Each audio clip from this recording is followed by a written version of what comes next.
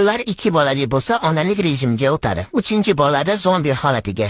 4 bolali bo'lsa yashab yurishini o'zi mo'jiza. Bolali onalar kunda faqat bir marta hojatxonaga bemalol kira oladi. U ham eshikni orqasidan mahkam ushlab turgan holatda. Ko'p bolali onaga qachon oxirgi marta dam olgansiz desangiz, pasportini chiqarib bolasi tug'ilgan sanani ko'rsatadi. Ko'p bolali onalar bir dona tana, 8 ta quloq, 9 ta qo'l va o'zi tashlangan nerv tolalari bilan yashaydigan super organizm. Ko'p bolali ona kuniga 7 marta telefonini yo'qotadi. 3 martasi sovutgichdan, 2 martasi kir yuvish mashinasining ustidan, qolgan vaqtlari o'zini qo'lida bo'ladi. Ko'p bolali ayolning bir haftada kamida 2 marta hammadan qochib ketaman degan rejasi bo'ladi. Ammo 10 daqiqada bo'pti, faqat 1 soat dam olsam bas rejimiga o'tadi. Bitta bola ayolga ona bo'lishni o'rgatadi. Bitta bola sabr qilishni, 3 ta bola esa bosh og'rig'iga chidashni, bitta bola ayolni nerv tolalarsiz yashashga o'rgatadi. Ko'p bolali onani ko'rgach, voy bechara deb rahmingiz kelmasin.